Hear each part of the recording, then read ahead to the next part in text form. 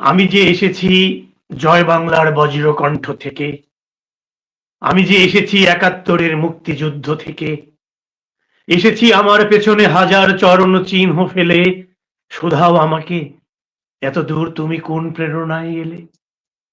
তবে তুমি বুঝি বাঙালি জাতির ইতিহাস শোনো নাই? সবার উপরে মানুষ সত্য, তাহার উপরে নাই। একসাথে আছি, একসাথে বাঁচি, আজও একসাথে থাকবই। সব বিভেদের রেখা মুছে দিয়ে সাম্যের ছবি আঁকবই। পরিচয়ে আমি বাঙালি, আমার আছে ইতিহাস গর্বের, কখনোই ভয় করি না কো আমি উদ্যত কোন খড়গের। শত্রুর সাথে লড়াই করেছি, স্বপ্নের সাথে বাস, অস্ত্রেও শান দিয়েছি যেমন শস্য করেছি চাষ। একই হাসি মুখে বাজাইয়েছি বাঁশি, গলায় পড়েছি ফাঁস, আপোষ করিনি কখনোই আমি। এই হলো ইতিহাস। এই ইতিহাস ভুলে যাব আজ আমি কি তেমন সন্তান, যখন আমার জনকের নাম শেখ মুজিবুর রহমান। তারই ইতিহাস প্রেরণায় আমি বাংলায় পথ চলি, চোখে নীল আকাশ, বুকে বিশ্বাস, পায়ে উর্বর পলি। চোখে নীল আকাশ, বুকে বিশ্বাস, পায়ে উর্বর পলি। সম্মানিত সুধীজন, শুভ সময়।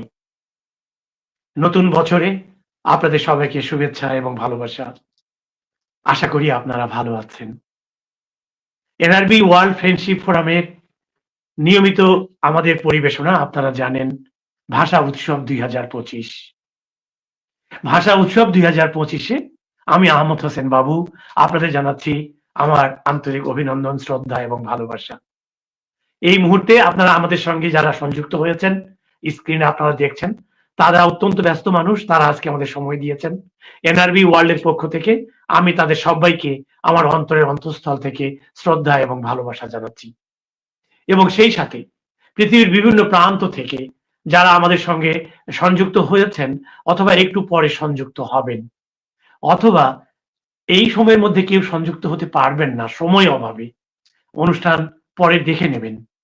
অন্যান্য অনুষ্ঠানের মতো আমি দেখেছি আপনারা অনেকেই পরে অনুষ্ঠানটা দেখে নিয়েছেন, চমৎকার মন্তব্য করেছেন। ঠিক অনুরূপভাবে আপনারা দেখবেন এবং মন্তব্য করবেন, এই আশা নিয়ে আপনাদেরকেও আমি আন্তরিক অভিনন্দন, শ্রদ্ধা এবং ভালোবাসা জানাচ্ছি। আপনারা আছেন জন্যই তো আমরা আছি। আপনাদের জন্যই আমরা সুন্দর, সুন্দর অনুষ্ঠান দিই। তবে অনুরোধ করব অনুষ্ঠানগুলো আপনারা বেশি করে শেয়ার করবেন, সাবস্ক্রাইব করবেন। তাহলে পৃথিবীর বিভিন্ন প্রান্তে বাংলা ভাষাভাষী মানুষ আমাদের এই অনুষ্ঠানগুলো তারা দেখবেন, আমরা কি কথা বলছি, কি নিয়ে কথা বলছি, সেটা সম্পর্কে তারা ওয়াকিবহাল হবেন। সম্মানীয় সুধী, চলুন আজকে আমি আপনাদের সঙ্গে আমাদের এই মুহূর্তে আমরা স্ক্রিন আমার সঙ্গে শেয়ার করছেন ৩ জন উজ্জ্বল নক্ষত্র। আমি তাদের সাথে আপনাদের পরিচয় করে দিয়ে আসি। প্রথমেই আমি পরিচয় করে দিই বাংলার বরেণ্য কবি গোলাম কিবরিয়া পিনু। কবি গোলাম কিবরিয়া পিনু ভাই আমার বিশ্ববিদ্যালয়ের অগ্রজ ভাই। আমি তার কাছ থেকেই মূলত কবিতা লেখা, কবিতা পড়া শিখেছি। বিশ্ববিদ্যালয়ে আমতলা চত্বরে তিনি যখন কবিতা পড়তেন, এরশাদ বিরোধী আন্দোলনের তিনি একজন অসাধারণ একজন ক্ষুরধার সম্পূর্ণ কলম। পিনু ভাইয়ের কবিতা হচ্ছে চলো, আমরা সবাই তখন তার পিনু ভাইয়ের কবিতা শুনতাম। সেই পিনু ভাই আজকে আমাদের মাঝে আছেন, তিনি কবিতা পড়বেন। তাকে আমার মনে হয় বিশেষিত করার কিছু নয়, তিনি নিজেই একজন উজ্জ্বল নক্ষত্র এই কবিতার ইতিহাসে। আজকে পুরো ১টি ঘন্টা তিনি থাকবেন আমাদের মাঝে। আমরা তার কথা শুনবো, তার কবিতা শুনবো। সম্মানীয় সুধী আমাদের সাথেই থাকবেন। এর সঙ্গে আমাদের আরো ২ জন উজ্জ্বল নক্ষত্র আমাদের এই মাঝে এসেছেন। চলুন তাদের সাথে আমি পরিচয় করে দিই। আমাদের মাঝে আছেন কবি এবং ছড়াকার মেহেদী ইকবাল। মেঘবিদি, আপনাকে আমার অন্তরের অন্তঃস্থল থেকে শ্রদ্ধা এবং ভালোবাসা। আরেকজন আছেন আমাদের সঙ্গে কবি এবং ছড়াকার চন্দন কৃষ্ণ পাল। চন্দন কৃষ্ণ পাল, আপনাকেও এনআরবি ওয়ার্ল্ডের পক্ষ থেকে শ্রদ্ধা এবং ভালোবাসা।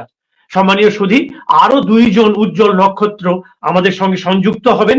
একজন কবি ও ছড়াকার সুজন দেবনাথ এবং কবি ও ছড়াকার মোস্তাফিজুল হক। অন্তর্জালের সমস্যার কারণে তারা এখনো আমাদের সঙ্গে যুক্ত হতে পারেনি। তারা আসার সাথে সাথেই পর্দার অন্তরালে যিনি আমাদেরকে সহযোগিতা করছেন, তিনি আমাদেরকে স্টুডিওতে আমাদেরকে সঙ্গে নিয়ে নেবেন। সম্মানীয় সুধী, পর্দার অন্তরালে স্টুডিওর কথা যখন বলছি, তখন চলুন আমরা কারা কারা পর্দার অন্তরালে আছি তাদের সঙ্গে একটু সংক্ষেপে পরিচয়টা আমি এই পর্যায়ে করে দিয়ে আসি। আমার সাথে যারা রয়েছেন, প্রধান সমন্বয়ক কবি শাহানারা খাতুন, তিনি আমার সঙ্গে আছেন, কাজ করছেন। সার্বিক ব্যবস্থাপনায় আন্তর্জাতিক মাতৃভাষা উৎসব 2025 গ্লোবাল কমিটির আহ্বায়ক, 21 পদকপ্রাপ্ত লেখক, বীর মুক্তিযোদ্ধা, আপনারা সবাই তাকে চেনেন, আমাদের বটবৃক্ষ ডক্টর নুরুন নবী মহাশয়। ডক্টর নুরুন নবী মহাশয় আমাদেরকে এই আহ্বায়কের দায়িত্ব পালন করছেন। আরো রয়েছেন এনআরবি ওয়ার্ল্ড ফ্রেন্ডশিপ ফোরামের সভাপতি, বাংলাদেশ মুক্তিযুদ্ধে মৈত্রী সম্মাননা পদকপ্রাপ্ত এবং রবীন্দ্র ভারতী বিশ্ববিদ্যালয়ের প্রাক্তন উপাচার্য, আমাদের প্রিয় মানুষ, প্রিয় মুখ, আলোকিত ব্যক্তিত্ব অধ্যাপক ডক্টর পবিত্র সরকার মহাশয়, তিনি আমাদের সাথে কাজ করছেন। আর এই আজকে যে অনুষ্ঠান, তার মূল ভাবনা ও পরিচালনায় আন্তর্জাতিক মাতৃভাষা উৎসব গ্লোবাল কমিটির সদস্য সচিব এবং এনআরবি ওয়ার্ল্ড ফ্রেন্ডশিপ ফোরামের প্রতিষ্ঠাতা ও সম্পাদক, বিশিষ্ট সাংবাদিক জনাব উমর আলী মহাশয়, তিনি পর্দার অন্তরালে থেকে আমাদেরকে সংযুক্ত করেছেন এবং পুরো অনুষ্ঠান তিনি আমাদেরকে পরিচালনা করবেন। সম্মানীয় সুধী, এই এত এত সুন্দর মানুষগুলোর, আলোকিত মানুষগুলো এনআরবি ওয়ার্ল্ড ফ্রেন্ডশিপ ফোরামের পক্ষ থেকে আমাদের কাজ করে যাচ্ছে নিরলস ভাবে। উদ্দেশ্য কি? উদ্দেশ্য একটাই, সারা পৃথিবীময় বাংলা ছড়িয়ে দেওয়া। উদ্দেশ্য একটাই, বলা যে যে যেখানে যে ভাষায় থাকি না কেন, মায়ের ভাষাটা কি আমরা ভালোবাসি। সেই আঙ্গিকে আমরা 15ই নভেম্বর আমরা এই আয়োজন শুরু করেছিলাম। সেই 15 নভেম্বর থেকে আমরা আজকে 24তম পর্বে আমরা উপনীত হয়েছি, চতুর্বিংশতিতম পর্ব অথবা 24 পর্ব। এই পর্বে আমরা উপনীত হয়েছি এবং এটি পুরো ফেব্রুয়ারি পর্যন্ত আমরা যাব। সারা পৃথিবীর বাংলা ভাষাভাষী মানুষকে বলবো যে যেখানেই থাকুন মায়ের ভাষাকে ভালোবাসুন। যদি সেটা গুজরাটি হয় হোক, মারাঠি হয় হোক, তেলুগু যদি হয় তো কোনো অসুবিধা নেই, কিংবা স্প্যানিশ, ফ্রান্স, রাশান, যে ভাষাই হোক না কেন, মাতৃভাষাকে ভালোবাসুন। এই স্লোগান নিয়ে আমরা সামনের দিকে এগিয়ে চলেছি। সম্মানীয় সুধী, আরো অনেক কথা হবে, চলুন আমি প্রথমেই আজকে কথা বলার জন্য এবং কবিতা পড়ার জন্য আমি আমন্ত্রণ জানাচ্ছি আমার বিশ্ববিদ্যালয়ের অগ্রজ, বাংলার বরেণ্য কবি, কবি গোলাম কিবরিয়া পিনু। আসছেন কবি গোলাম কিবরিয়া পিনু মহাশয়, তার কথায় এবং কবিতায়। আনমিউট করতে হবে, আনমিউট করে ধন্যবাদ। সকলকে শ্রদ্ধা এবং শুভেচ্ছা জানিয়ে অনুষ্ঠানের সাথে সম্পর্কিত হই।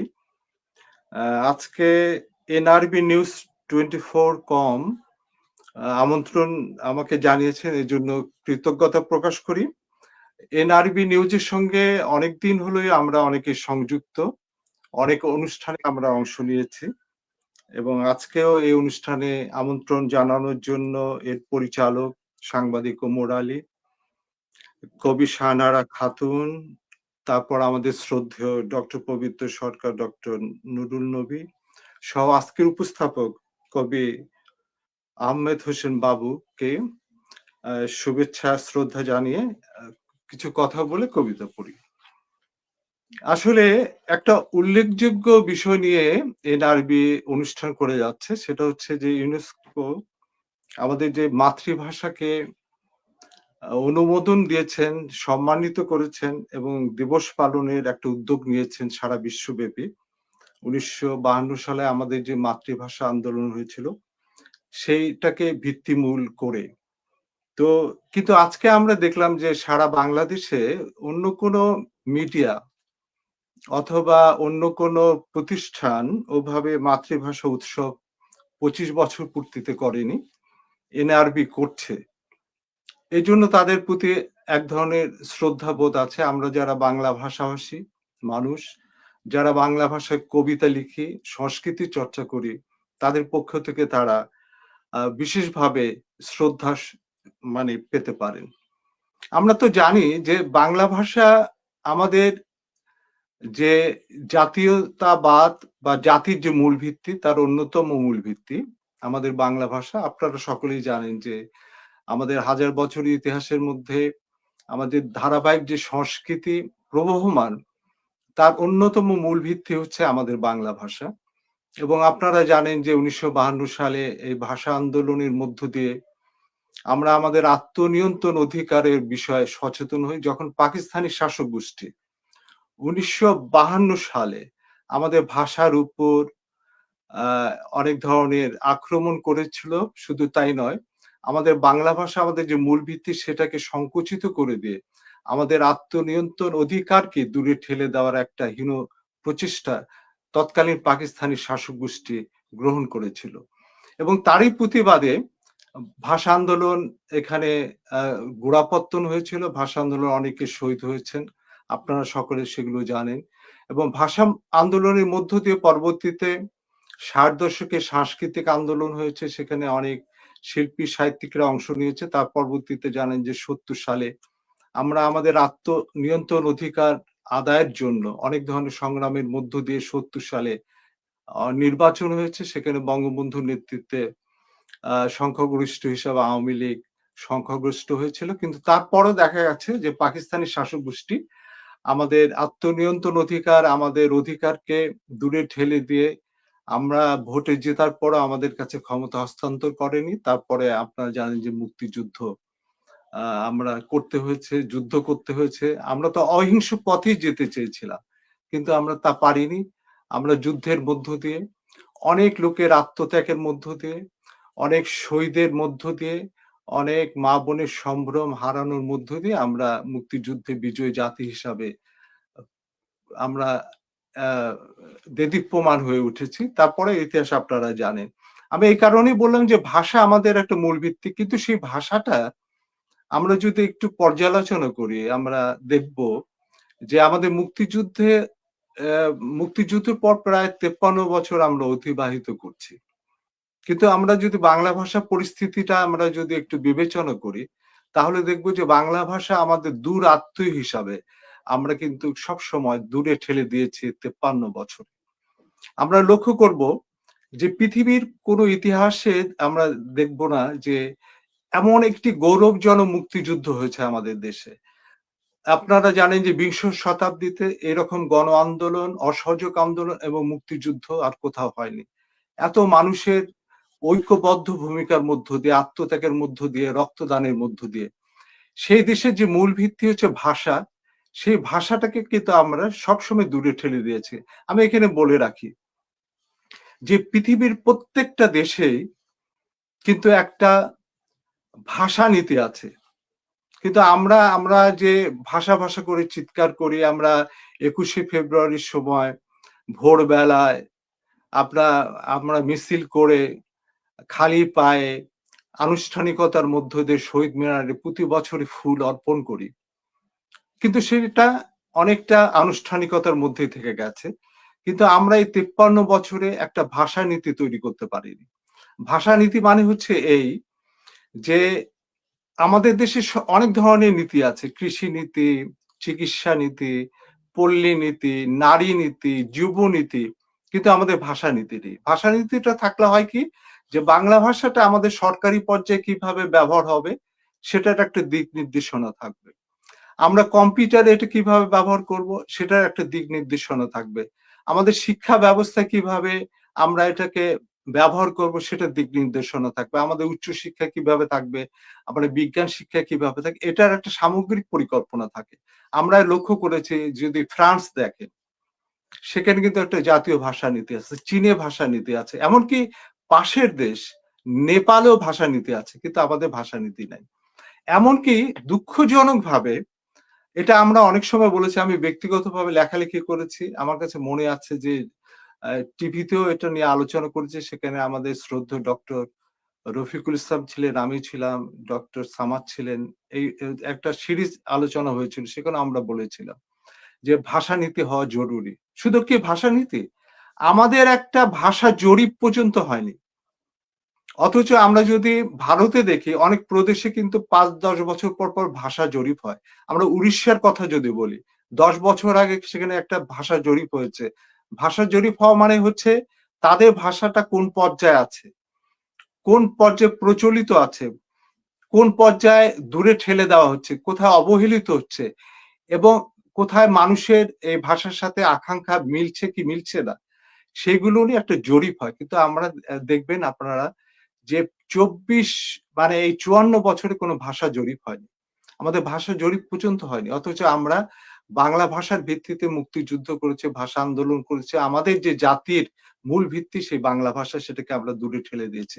আরো একটু লক্ষ্য করা যায় যে আমি যদি একটু পর্যবেক্ষণ দৃষ্টিতেও বলি যে বাংলা একাডেমি এটা কিন্তু মূল যে মিশন ভীষণ সেটার মধ্যে আছে যে আমাদের বাংলা ভাষা চর্চাটা কিন্তু সর্বত্র যেন হয় সবসময়।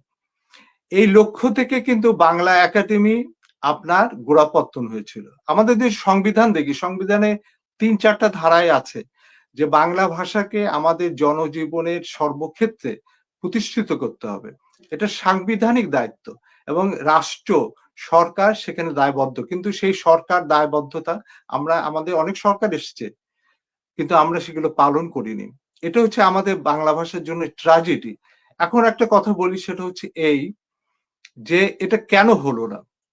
আমরা দেখছি যে বাংলা একাডেমি কিন্তু এই কাজটা করেনি। পরে মাতৃভাষা ইনস্টিটিউট হলো। আপনারা কি দেখেছেন কখনো যে জাতীয়ভাবে কোনো সেমিনার হয়েছে এবং সেমিনারের সুপারিশ এগুলো সরকারের কাছে পৌঁছানোর জন্য কোনো উদ্যোগ নেওয়া হয়েছে? এই দুটি প্রতিষ্ঠান কখনো করেনি। এগুলো প্রতিষ্ঠান অনেক সময় আমরা দেখেছি যে কাজগুলো করা দরকার না, কিন্তু ওরা কি করেছে? ইভেন্ট ম্যানেজমেন্টের মতো কিছু কাজ করেছে তারা। অনুষ্ঠান সর্বস্ব, দিবস সর্বস্ব, এবং অনেক সময় দেখা যাচ্ছে, আজকে বলতে দ্বিধা নেই, যে আমলাতন্ত্রের অনেক লোককে তোয়াজ করার জন্য তাদেরকে নিয়ে অনুষ্ঠান করেছে, কিন্তু তাদের যে দায়িত্ব ছিল বাংলা ভাষা সংস্কৃতিকে বিকাশ করার জন্য সেগুলো কিন্তু করেনি। আজকে আমরা লক্ষ্য করব, আপনারা দেখবেন যে আজকে প্রায় 100টার মতো বেসরকারি বিশ্ববিদ্যালয় হয়েছে, সেখানে বাংলা ভাষা সম্পূর্ণভাবে অনুপস্থিত। আজকে আমাদের যে নতুন প্রজন্ম তৈরি হচ্ছে, আপনি একটা গবেষণা করে দেখবেন, এটা যদি ভাষা জরিপ হতো তাহলে আমরা বুঝতে পারতাম। সেখানে দেখবেন যে এখন সমস্ত অভিভাবকরা মধ্যবিত্ত শ্রেণী শুধু না, নিম্নবিত্ত ছেলেদেরকেও বাচ্চাদেরকেও ইংরেজি মিডিয়ামে পাঠানো হচ্ছে। আমি এখানে একটা কথা বলি যে পৃথিবীর সব দেশে প্রাথমিক পর্যায়ে তার মাতৃভাষায় শিক্ষা দেওয়া হয়। চীন বলেন, ফ্রান্সে বলেন, সব দেশে।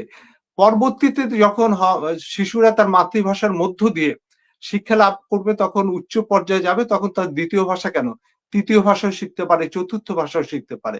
কিন্তু এখানে ইউনেস্কোর আজকে কথা বলা হয়েছে, ইউনেস্কোর একটা গবেষণা থেকে বলি আমি, যে ইউনেস্কোর যারা পণ্ডিত মানুষ, যারা বিশেষজ্ঞ ভাষা নিয়ে এবং শিক্ষা নিয়ে কাজ করেন, তারাও বলেছেন যে অবশ্যই প্রত্যেক দেশে তার মাতৃভাষায় প্রাথমিক শিক্ষাটা হওয়া উচিত। এটার কতগুলো বৈজ্ঞানিক ব্যাখ্যা করা হয়েছে যে মাতৃভাষায় যদি শিক্ষা না দেওয়া হয় তাহলে তার মস্তিষ্কের নিউরনের কতগুলো সার্কিট আছে, সেখানে অনেক ধরনের অসুবিধা হয়, এবং সেখানে কতগুলো সার্কিট আছে সেটা শুধু মাতৃভাষাকে গ্রহণ করতে পারে। এইসব কারণে আমাদের মাতৃভাষায় প্রাথমিক পর্যায়ে শিক্ষা দেওয়া উচিত, কিন্তু আমরা সেখান থেকেও দূরে চলে গেছি আমরা। এবং আমরা যে নতুন প্রজন্ম তৈরি করছি সেটা হচ্ছে মাতৃভাষাকে দূরে ঠেলে দিয়ে ইংরেজি ভাষা নির্ভর শিক্ষার মধ্য দিয়ে আমরা নতুন প্রজন্ম তৈরি করছি। আমরা যদি আশঙ্কা করি আর 10 বছর পরে আমাদের যে জেনারেশন আসবে সবাই বাংলা ভাষা ভুলে যাবে। এই একটা ট্রাজিক অবস্থার মধ্য দিয়ে আপনারা অনুষ্ঠান করছেন। আরো অনেক ব্যাখ্যা আমি দিতে পারবো, আমি একটু সংক্ষিপ্ত করে, আমি কি এখন একটা কবিতা পড়ে শেষ করি, পরে আবার বলা যেতে পারে, সময় একটু বেশি নিলাম। একটা কবিতা শুনি আপনার। হ্যাঁ,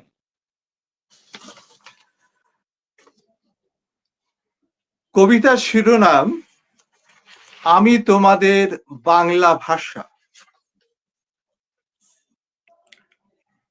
আমি তোমাদের বাংলা ভাষা, আমাকে অবহেলা করো না,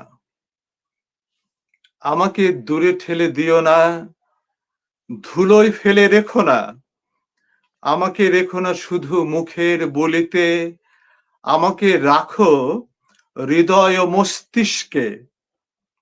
আমি তোমাদের বাংলা ভাষা, আমাকে অবহেলা করলে ভাষা শহীদেরা কাঁদতে থাকে, মুক্তিযুদ্ধের শহীদেরা অশ্রু সজল হয়, শহীদ মিনারে রেখে যাওয়া ফুলগুলো অবিরল অশ্রুপাত করে। এমন বেদনা বিহবল পরিস্থিতিতে বঙ্গবন্ধু নড়ে চড়ে বসেন, ক্ষুব্ধ হন, কষ্ট পান। আমি তোমাদের বাংলা ভাষা, আমাকে শিশুদের স্কুলের মাঠ থেকে শ্রেণীকক্ষে অবারিত রাখো, বিশ্ববিদ্যালয়ের পাঠ্য থেকে দূরে রেখে দিয়ে অচ্ছুত ভেবে দরজার বাইরে আমাকে রেখো না, অফিস ও আদালতে মুখ বধির করে রেখো না, নাম ফলক, সাইনবোর্ড ও ব্যানার হতেও আমাকে যন্ত্রণা কাতর অবস্থায় দূরে অসহায় ফেলে রেখো না। আমি তোমাদের বাংলা ভাষা, আমার বাগানের ফুলগুলোকে ফুটতে দাও, জল দাও, আলো দাও, যত্ন দাও।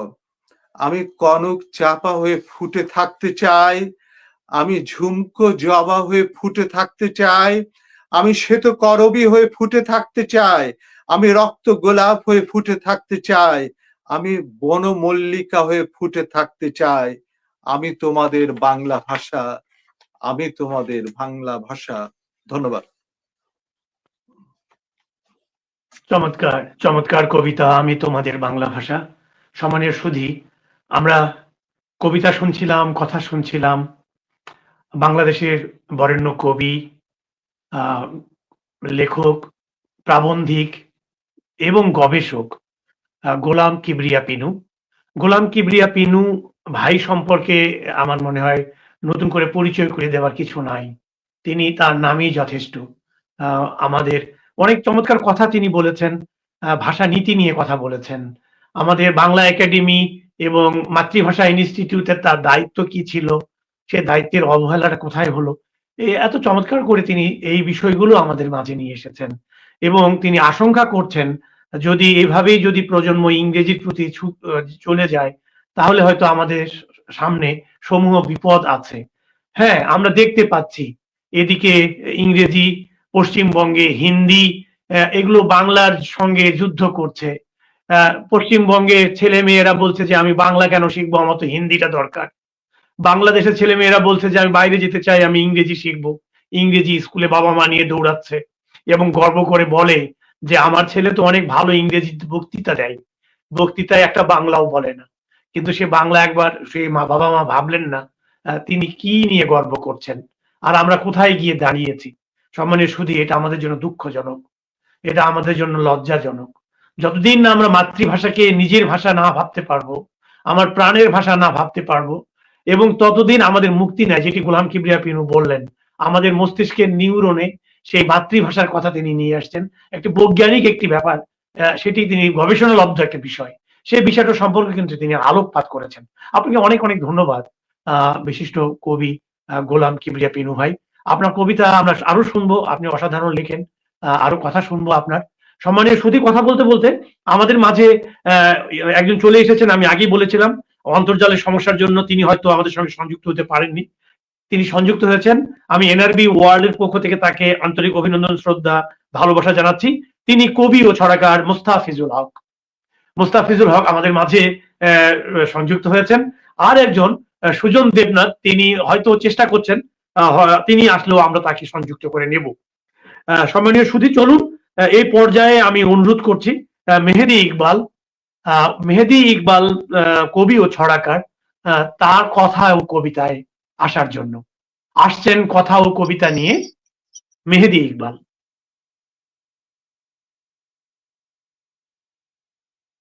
ধন্যবাদ। আজকের সঞ্চালক আহমেদ হোসেন বাবু ভাইকে আমাকে এই পর্যায়ে কিছু বলার সুযোগ দেওয়ার জন্য। আমি এতক্ষণ, শুধু আমি নই, আমরা সবাই এখানে যারা উপস্থিত আছি এবং যারা এই অনুষ্ঠান পৃথিবীর বিভিন্ন প্রান্ত থেকে আমাদের সঙ্গে যুক্ত হয়েছেন, শুনছেন, দেখছেন, তারা সবাই মুগ্ধ হয়ে শুনছিলাম আমার শ্রদ্ধেয় অগ্রজ কবি গোলাম কিবরিয়া পিনু ভাইয়ের কথা এবং তার একটি চমৎকার ভাষা কেন্দ্রিক কবিতা। মানে শুধু এক কথাই বলবো যে মুগ্ধতা, মানে মুগ্ধ পাঠ, এবং শুনছিলাম আমরা মুগ্ধ হয়ে। তো আসলে পিনু ভাই ভাষা কেন্দ্রিক যে বক্তব্যগুলো রেখেছেন অত্যন্ত গুরুত্বপূর্ণ। আমরা জানি যে 47-এ রাজনৈতিক কূটচালের কারণে যে আমাদের ভারতবর্ষ বিভক্ত হয়ে গেল দুইটি রাষ্ট্রে, পাকিস্তান এবং ভারত। এবং এই বিভক্তির পেছনের মূল যে কারণটা ছিল সেটাই ছিল আমাদের জন্য দুর্ভাগ্যের, এবং সেই দুর্ভাগ্য কিন্তু আমরা এখনো বহন করে যাচ্ছি এবং তার খেসারত বলি আর মাসুল বলি দিয়ে যাচ্ছি। সেটা হলো ধর্মকে কেন্দ্র করে, ধর্ম এই দ্বিজাতি তত্ত্বের ভিত্তিতে ধর্মকে প্রাধান্য দিয়ে আপনার এই যে বিভক্তি, বিভাজন, এটা যে আসলে বিজ্ঞানসম্মত হয়নি এবং আমাদের এই উপমহাদেশের যে সংস্কৃতি, সেটা সংস্কৃতি বিরোধী ছিল, সেটা কিন্তু এখন নানাভাবে আমরা উপলব্ধি করতে পারছি, অনুধাবন করতে পারছি। তো 47-এ দেশভাগের পরেই কিন্তু পাকিস্তানের শাসক গোষ্ঠী বাঙালি জাতিকে, বাংলাদেশকে, বাংলা ভাষাকে আপনার সুকৌশলে, সুপরিকল্পিতভাবে এই জাতিকে শোষণ করার জন্য এবং এই জাতিকে একটা উপনিবেশে পরিণত করার জন্য তারা প্রথম থেকেই কৌশল অবলম্বন করেছিল। এবং তারা বুঝতে পেরেছিল যে ভাষা এবং সংস্কৃতিকে সাংস্কৃতিকভাবে যদি এদেরকে পঙ্গু করে দেওয়া যায়, তাহলে তাদের শোষণ এবং তাদের অভীষ্ট লক্ষ্যে তারা সহজেই পৌঁছতে পারবে। সেই জন্য তারা ভাষার উপর আঘাত আনে। কিন্তু তখনকার আমাদের প্রগতিশীল রাজনীতিক বুদ্ধিজীবী, বিশেষ করে ছাত্ররা, ঢাকা ভার্সিটির ছাত্ররা, আমরা জানি কায়েদে আজম মোহাম্মদ আলী জিন্নাহ যখন ঢাকা ভ্রমণ করে কার্জন হলে বক্তব্যে বলেছিলেন যে Urdu shall be the state language of Pakistan.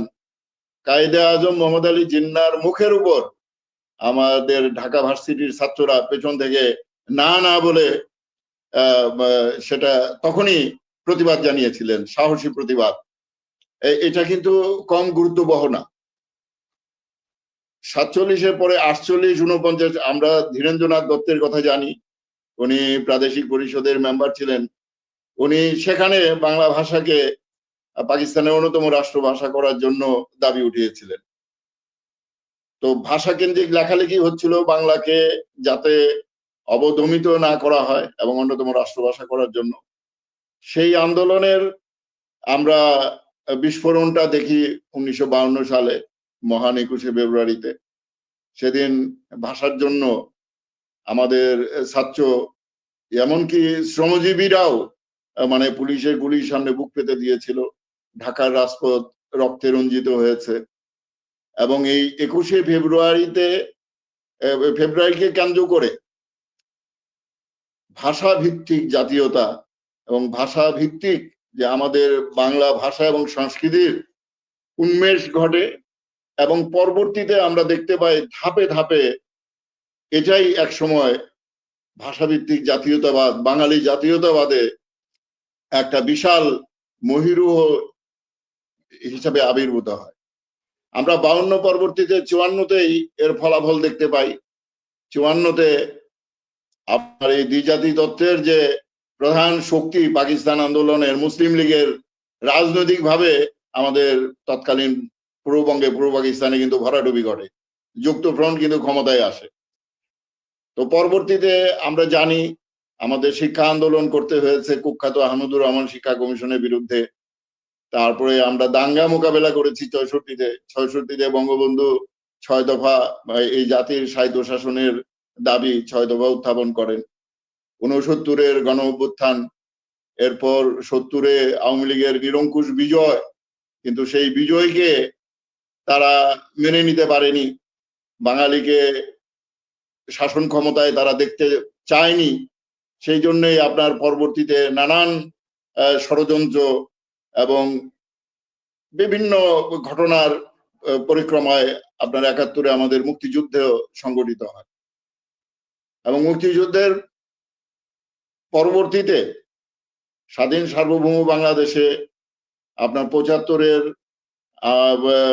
Bangabandhu তার পরিবারের সদস্যদের সহ নৃশংস হত্যাকাণ্ড, আপনার 90-এর কি বলে এরশাদ বিরোধী গণ অভ্যুত্থান, এখন এই গত বছরের 24-এর যে জুলাই আগস্টের যে অভ্যুত্থান হয়েছে, এই ঘটনাগুলো কিন্তু আসলে মোটা দাগে আমাদের আসলে ভেবে দেখা দরকার যে সবগুলো আমাদের স্বাধীনতা, সার্বভৌমত্ব, আমাদের জাতীয়তাবাদ, আমাদের ভাষা সংস্কৃতির পক্ষে যাচ্ছে না বিপক্ষে যাচ্ছে।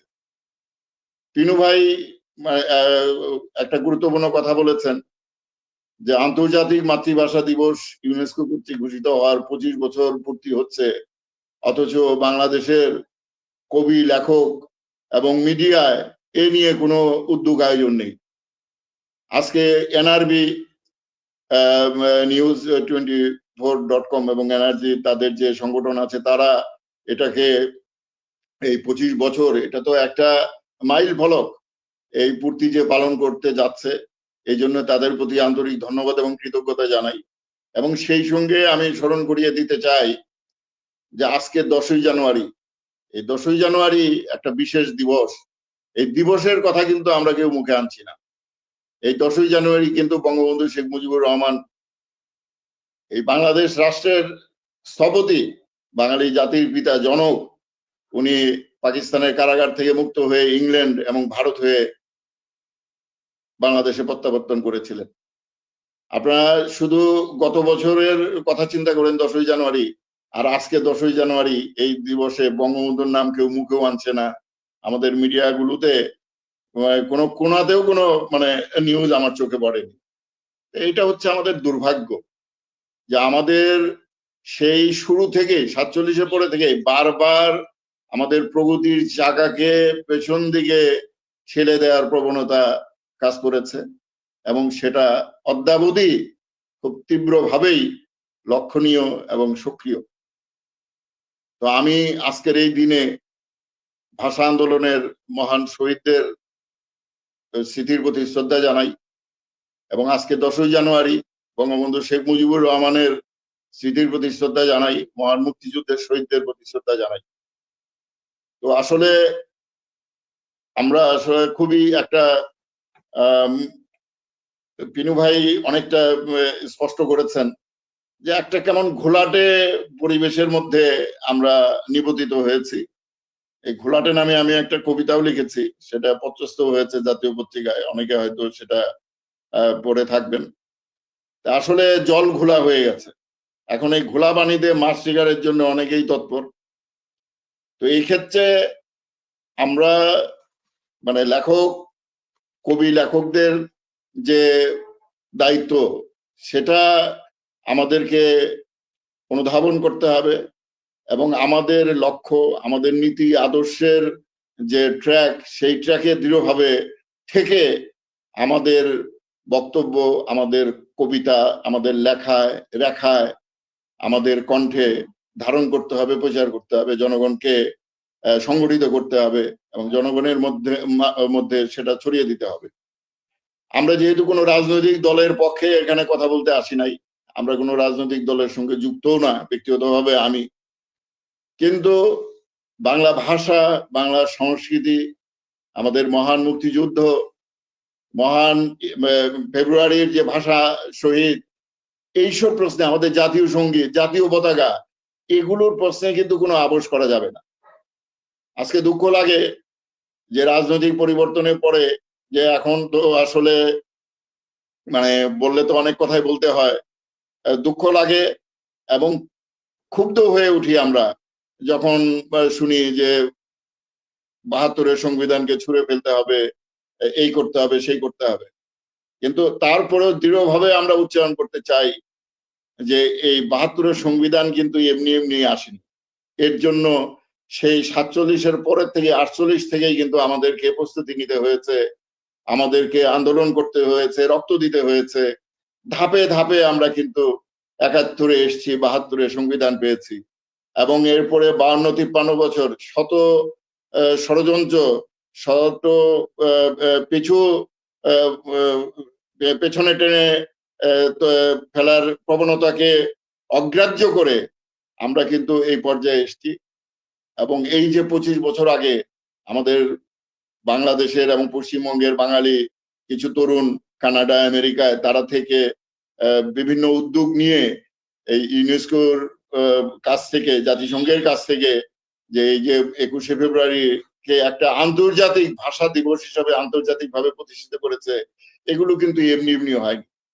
আপনি চাইলেই এগুলো ফু দিয়ে উড়িয়ে দিবেন, কি করবেন, তাহলে বলবো যে আপনারা মূর্খের স্বর্গে আছেন। এবং এত 30 লক্ষ মানুষের রক্তদান, 2 লক্ষ মা বোনের সম্ভ্রমহানি, ফলে যে এই বাংলাদেশ আসলে বাংলাদেশকে নিয়ে যত ষড়যন্ত্রই হোক, বাংলাদেশ কিন্তু মাথা তুলে দাঁড়াবেই। এখানে সুকান্তের সেই দুর্মর কবিতার কথা মনে পড়ছে যে ওই হিমালয় থেকে সুন্দরবন, হঠাৎ বাংলাদেশ, কেঁপে কেঁপে উঠে পদ্মার উচ্ছ্বাসে, সে কোলাহলের রুদ্ধ স্বরের আমি পাই উদ্দেশ, জলেও মাটিতে ভাঙনের বেগ আসে। এই যে তার উচ্চারণ, যে বাংলাদেশ কখনো কিন্তু মাথা নোয়াবে না, বাংলাদেশ মাথা উঁচু করেই তার অস্তিত্বের জানান দিয়ে যাবে সারা বিশ্বে। এবং বাংলাদেশ কখনোই প্রতিক্রিয়ার ফাঁদে পা দিবে না। বাংলাদেশের গতি সামনের গতি, প্রকৃষ্ট গতি, প্রগতির গতি, এবং প্রগতিশীল বাংলাদেশ আমরা নির্মাণের জন্য আমরা চেষ্টা করে যাচ্ছি, আমরা আমাদের অবস্থান থেকে, যার যার অবস্থান থেকে। এবং এই দেশটা এক সময় ওই প্রগতিমুখী বাংলাদেশ হিসাবে একটা কল্যাণকামী সেকুলার রাষ্ট্র হিসাবেই কিন্তু বিশ্বের বুকে মাথা তুলে থাকবে। এখানে প্রতিক্রিয়া, ধর্মান্ধতা, কুসংস্কার, কূপমণ্ডুকতা, এগুলোর স্থান স্থায়ী কখনোই হতে পারে না।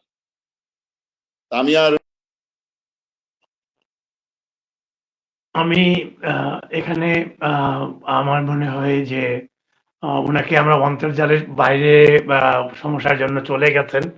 সম্মানীয় সুধী সজ্জন, চমৎকার কথা শুনছিলাম আমরা। বরেণ্য কবি এবং ছড়াকার মেহেদী ইকবাল চমৎকার করে তিনি বাংলা ভাষার ইতিহাসটি আমাদের দিকে নিয়ে আসলেন। অনেক অনেক ধন্যবাদ তার কথার জন্য। আবার হয়তো তিনি সংযুক্ত হবেন, সংযুক্ত হলে আমরা আরো কথা, কবিতা শুনবো। এ পর্যায়ে চলুন, আমাদের সঙ্গে আছেন কবি ও ছড়াকার চন্দন কৃষ্ণ পাল, বিশিষ্ট কবি ও ছড়াকার। তার অল্প কিছু কথা, আমরা অনেক কথা হয়েছে, আমরা কবিতায় আমরা ফিরতে চাই। তো তারপরেই উনি কবিতা নিয়ে আসবেন। আসছেন চন্দন কৃষ্ণ পাল, তার খুব সংক্ষিপ্ত কথা এবং কবিতা। ধন্যবাদ বাবু ভাই, ধন্যবাদ বাবু ভাই। স্বাগত, অনেক অনেক ধন্যবাদ আপনাকে। আমার কথাই শোনা যাচ্ছে? হ্যাঁ, শোনা যাচ্ছে, বলুন। আচ্ছা, এনআরবি ওয়ার্ল্ড প্রেজেন্ট মাতৃভাষা উৎসবে আমাকে সংযুক্ত করার জন্য বাবু ভাই এবং অমরাবলী ভাই সহ এনআরবি ওয়ার্ল্ডে যারা আছেন সবাইকে ধন্যবাদ জানাচ্ছি। আজকের আলোচনাতে পিনু ভাই এবং মেহেদী ইকবাল ভাই অনেক কিছু পরিষ্কার করে দিয়েছেন, আমি ওইসব আলোচনায় যেতে চাচ্ছি না। আমি যেটা বলতে চাই যে মাতৃভাষা তো মায়ের ভাষা, মা তো আমাদের পরিবার থেকে শুরু হয়। তো আমরা মায়ের কাছ থেকে তো যেটুকু শুনবো, যেটুকু শিখবো, সেটুকুই একসময় প্রলম্বিত হবে। তো আমরা এই 52 থেকে এ পর্যন্ত আমাদের পিনু ভাই বলে গেছেন, মেহেদী ভাই বলেছেন যে আমাদের বাংলা ভাষার প্রতি আমাদের যেটুকু করার কথা ছিল, যা হওয়া উচিত ছিল, তা তো হয়নি। এর কারণ আমি মনে করি যে পরিবারের একটা বড় দায় আছে এখানে। আজ বই বিক্রি কমে গেছে, বই বিক্রি হয় না, বাংলা বই মানুষ পড়তে চায় না। এই যে ব্যাপারগুলো, এগুলো কিন্তু আমি মনে করি যে এগুলো পরিবারের একটা বড় দায় আছে এখানে। আজকাল কি হচ্ছে, সন্তানকে আমরা পাঠে মনোযোগী করছি না, তাদেরকে বই কিনে দিচ্ছি না, বইয়ের প্রতি তাদের আগ্রহ সৃষ্টি করছি না, নানান ধরনের ডিভাইস তাদের হাতে তুলে দিচ্ছি। এতে বইয়ের প্রতি তারা বিমুখ হচ্ছে। এটা হচ্ছে কি, আমি মনে করি যে প্রথমত পরিবার থেকেই মাতৃভাষাকে যদি মূল্য দিতে হয়, মাতৃভাষাকে যদি মাতৃভাষার মর্যাদা দিতে হয়, তাহলে পরিবার থেকেই এটা খুব বড় করে, খুব মানে ইয়ে করে আনা উচিত। এজন্য মাকে, বাবাকে, বড় ভাই বোনদেরকে অগ্রণী ভূমিকা নিতে হবে। আমরা বিভিন্ন ডিভাইসের কাছে হেরে যাচ্ছি, আমরা বিভিন্ন সামাজিক মাধ্যমে জড়িত হয়ে যাচ্ছি। এগুলো থেকে সন্তানকে ফেরানোর রাস্তা হচ্ছে বই পাঠে উৎসাহী করা। আমি মনে হয় এই ব্যাপারটা প্রত্যেকে চিন্তা করে দেখতে হবে। আর সেই বই থেকে বিমুখ হওয়ার কুফলই মনে হচ্ছে আজকের যে পরিস্থিতিটা, সেটা। আমি আলোচনা দীর্ঘায়িত করব না, আমি কবিতা পাঠ করতে চাই। আমি প্রথমে জাতির জনক বঙ্গবন্ধু শেখ মুজিব স্মরণে আমার প্রথম কবিতাটি পাঠ করতে চাই। আমার মুজিব। নীল আকাশে কালো মেঘের ছায়া এলো যেই, তাকিয়ে দেখি কাছের মানুষ কোথাও কেউ নেই। কাছের নামে দূরের ছিল বুঝতে পারিনি তো, হারিয়ে ফেলি সাহসটুকু, যাই হয়ে যাই ভীত। ঘরের শত্রু বিভীষণে পূর্ণ এ দেশটাই, অন্ধকারকে দিচ্ছে তারা চেতনাতে ঠাঁই। সেই আধারের প্রাণীগুলোর জঘন্য সন্ত্রাসে, চেতনাবাজ তেলপাইরা কাছে কি আর আসে। আমার মুজিব জান হারিয়ে স্তম্ভিত হয় দেশ, কাটেনি তো আজ অবধি সেই আধারের রেশ। নানান ছদ্মবেশে তারা লুকিয়ে আছে আজও, দেশকে যারা ভালোবাসো আজকে তারা সাজো। সাজতে হবে যুদ্ধ সাজে, অসুর রাখতে নাই, অসুর মুক্ত দেশটা হবে এটাই শুধু চাই। শেখ মুজিবের সোনার দেশে হবে সুখের চাষ, থাকবে না রে বাংলাদেশে নোংরামি সন্ত্রাস। চমৎকার চমৎকার চমৎকার কবিতা আমরা শুনলাম। অনেক অনেক ধন্যবাদ প্রিয় কবি এবং ছড়াকার চন্দন কৃষ্ণ পাল তার চমৎকার কবিতার জন্য। আমরা জানি আজকে 10 জানুয়ারি জাতির জনক বঙ্গবন্ধু শেখ মুজিবুর রহমানের স্বদেশ প্রত্যাবর্তন দিবস, যেটি মেহেদী ভাই তার বক্তব্যে বলে গেছেন। অনেক অনেক ধন্যবাদ আপনার কবিতার জন্য প্রিয় চন্দন কৃষ্ণ। অনেক অনেক ধন্যবাদ আপনাকে। সম্মানিত সুধী, চলুন কথা না বাড়িয়ে সরাসরি আমরা কবি ও ছড়াকার মোস্তাফিজুল হক আমাদের মাঝে আছেন, আমাদের প্রিয় কবি। তাকে আমরা অনুরোধ করছি অল্প সংক্ষিপ্ত কিছু কথা এবং সরাসরি তিনি কবিতায় যাবেন। কবি মোস্তাফিজুল হক, আনমিউট করতে হবে। আনমিউট করতে হবে। আপনার মিউট হয়ে আছে মোস্তাফিজ ভাই, আনমিউট করুন। মোস্তাফিজ ভাই শুনছেন? আনমিউট করুন, আপনি মিউট হয়ে আছেন, শোনা যায় না, আনমিউট করতে হবে আপনাকে।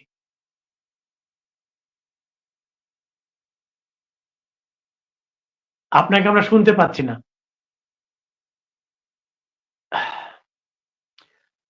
আমরা শুনতে পাচ্ছি না, তাকে পরে নিব। উনি হয়তো ওনার অন্তর্জালে এখনো আছেন সমস্যার মধ্যে। সম্মানীয় সুধী, চলুন আমরা কথাটা বাড়িয়ে আমরা বরেণ্য কবি গোলাম কিবরিয়া পিনু ভাই তার কবিতা শুনেছি একটি, এর পর্যায়ে তার আরেকটি কবিতা আমরা শুনে আসছেন গোলাম কিবরিয়া পিনু ভাই তার কবিতা নিয়ে। আনমিউট করতে হবে। হ্যাঁ, ঠিক আছে না? ঠিক আছে তো? হ্যাঁ ঠিক আছে। কবিতার শিরোনাম এইখানে। আমাদের আবার দাঁড়াতে হবে এইখানে 71-এ। কতটুকু রক্ত ছিল যুদ্ধে, কতটুকু কান্না ছিল যুদ্ধে, কতটুকু দুঃখ ছিল যুদ্ধে, কতটুকু পণ ছিল যুদ্ধে, কতটুকু ত্যাগ ছিল যুদ্ধে।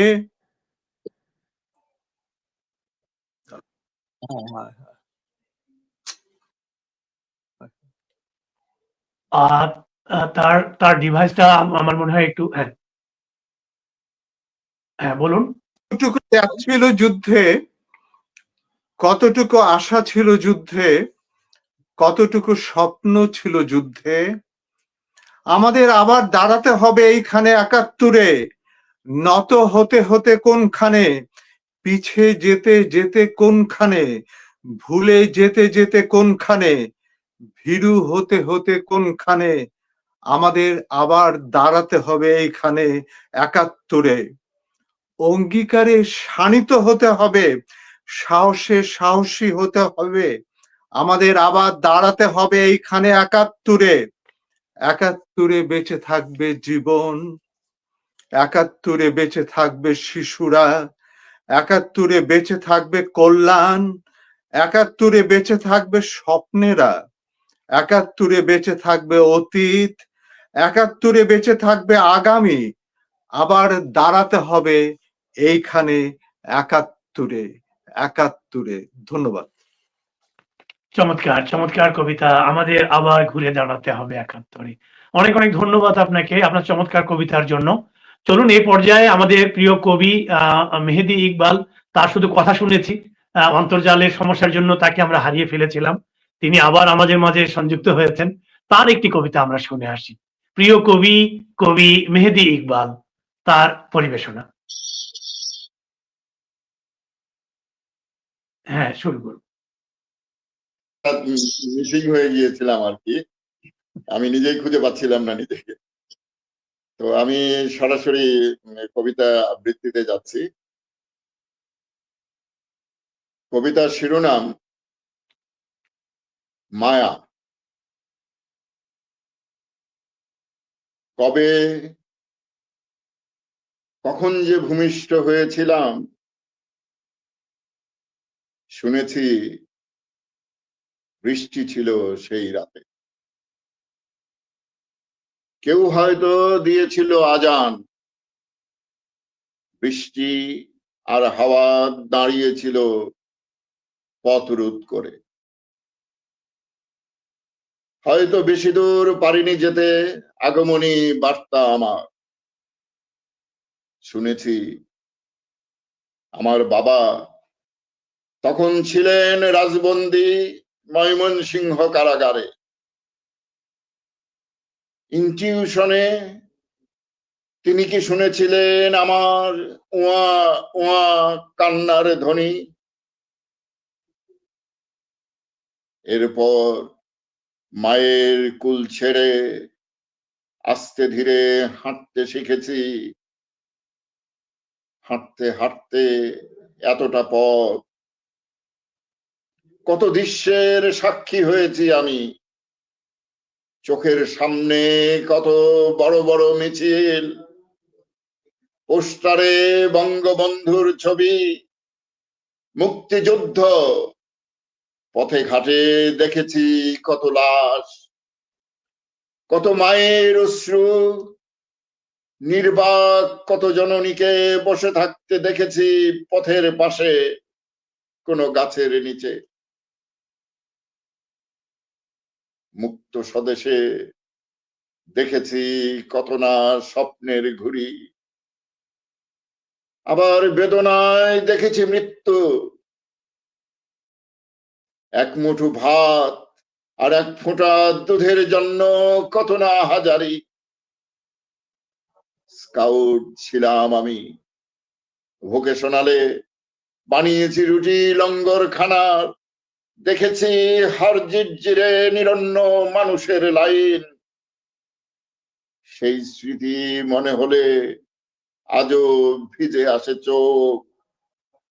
কত সম্পদ রয়েছে এই দুনিয়াতে, কত অপচয়, তবু মানুষ কষ্ট পায়, ধুকে ধুকে মরে যায় খাদ্যের অভাবে। এরপর দীর্ঘ সেই কালো রাত, সিঁড়িতে পড়েছিল লাশ বঙ্গবন্ধুর। দেখেছি ঘর ঘর শব্দ করে কি করে আসে নেমে জলপাই গাড়ি। চকের লিখন মনে করে কেউ এসে মুছে দিতে চায় ডাস্টার দিয়ে সব। ইতিহাস কি ঠুনকু এত, সে কি আর কোনো কালে বশ্যতা মেনেছে কারো? আজ হেঁটে হেঁটে এতটা পথ, মাঝে মাঝে ভাবি এই সব, আর দেখি কখন যে এসে গেছি অতি নিকটে মায়া ভরা সেই নদীর, যে নদীর মায়া ছেড়ে কি করে যাব আমি ওই পারে। সাধু সাধু। ধন্যবাদ। চমৎকার কবিতা, কবি মেহেদী ইকবাল। আপনার মুগ্ধ হয়ে শুনছিলাম। আশা করি সম্মানীয় সুধীজন, আপনারা যারা শুনছেন এই সময় আমার মতো আপনারাও একরাশ মুগ্ধতা রেখে গেলেন এই কবিতার জন্য। ১৩শত নদী, এক মায়া ভরা নদী, বাংলার নদী।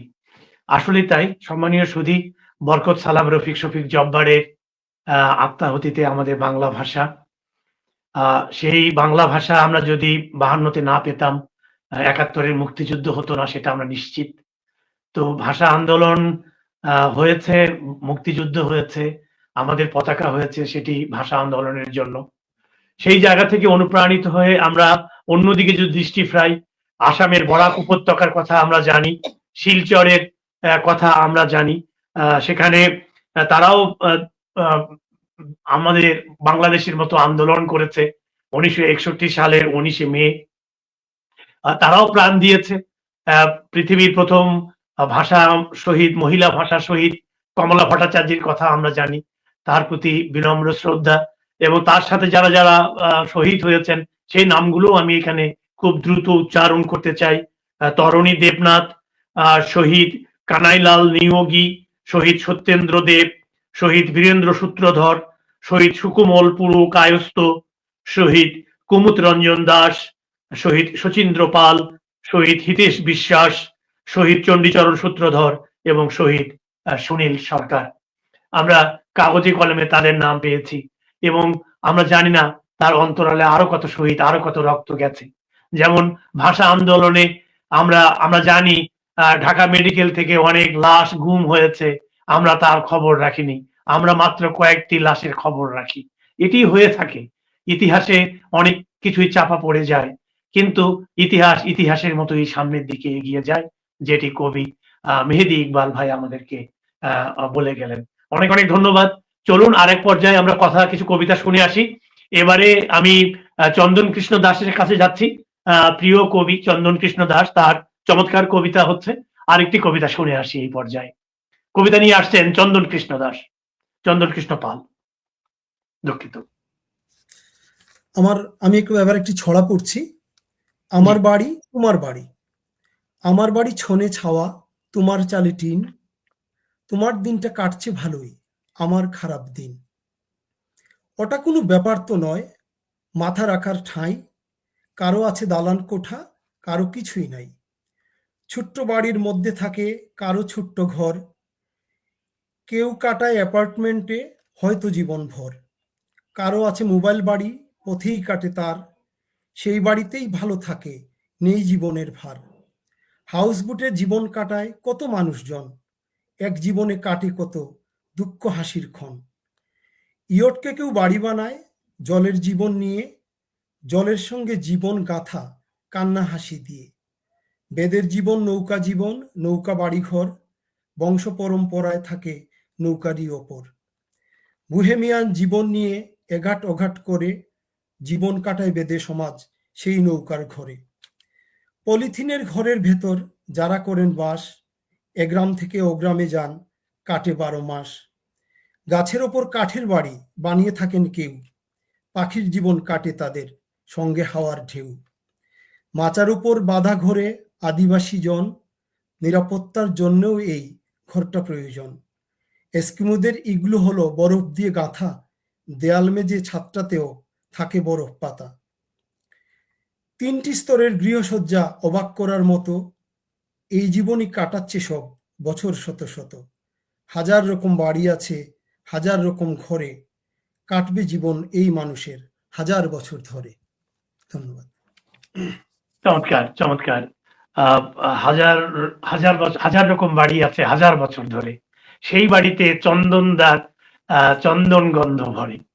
হ্যাঁ, আসলে এত চমৎকার নাম, এত সুন্দর করে ছড়া লিখেছেন আপনি। অনেক, অনেক ধন্যবাদ আপনার চমৎকার ছড়ার জন্য, প্রিয় ছড়াকার। সম্মানীয় সুধী, চলুন আমরা আরেকবার আমরা কবিতা শুনে আসি। আমাদের বরেণ্য কবি এবং গবেষক গোলাম কিবরিয়া পিনু ভাই, আমার অগ্রজ কবি ভাই। আজকে আমি সত্যি আনন্দিত তিনি আমার সাথে আছেন, একসঙ্গে শেয়ার করছি। স্ক্রিনে এটা আনন্দের ব্যাপার। আমি সত্যি আনন্দিত আজকে গোলাম কিবরিয়া পিনু ভাইকে পেয়েছি এবং তার সাথে মেহেদী ভাই এবং চন্দন কৃষ্ণ দাদা আছেন। আমরা পেয়েছি এবং মোস্তাফিজ দা চলে গেছেন, হয়তো আবারও সংযুক্ত হবেন। চলুন কবিতা শুনে আসছি। কবিতা নিয়ে আসছেন গোলাম কিবরিয়া পিনু ভাই। আনমিউট করতে হবে।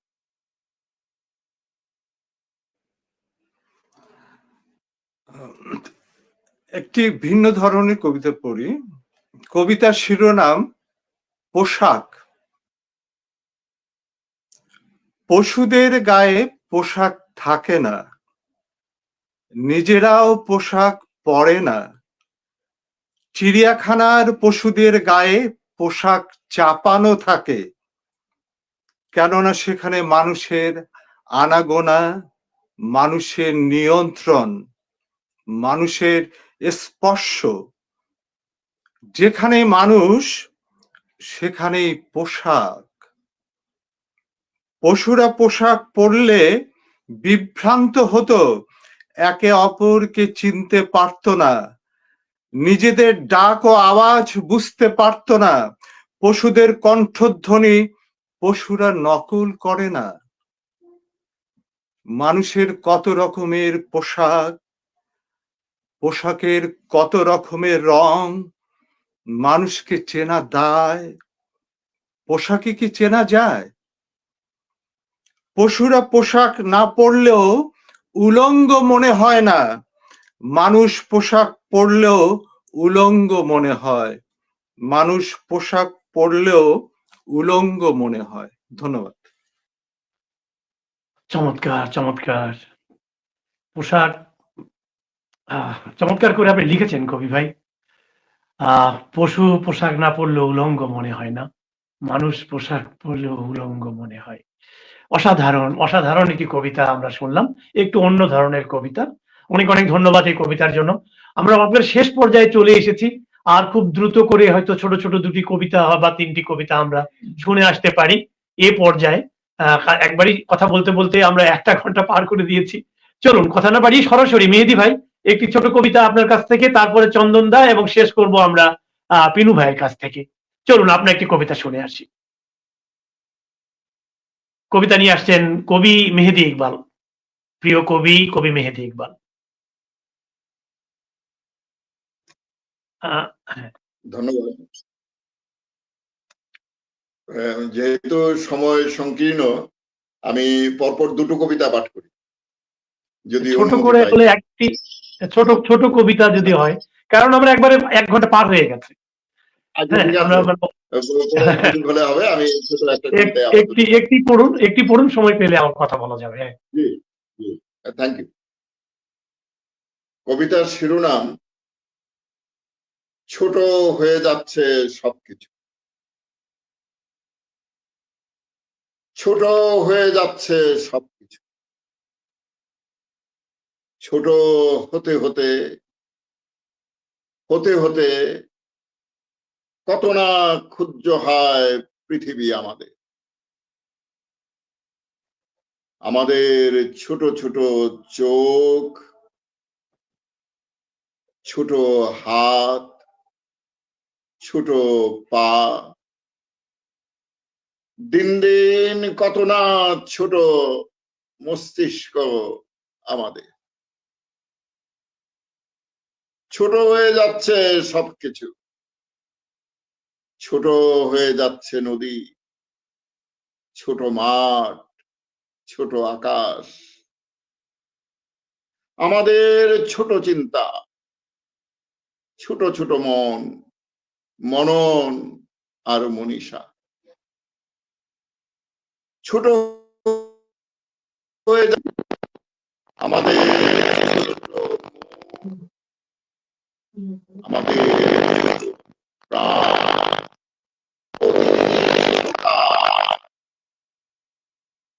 তবে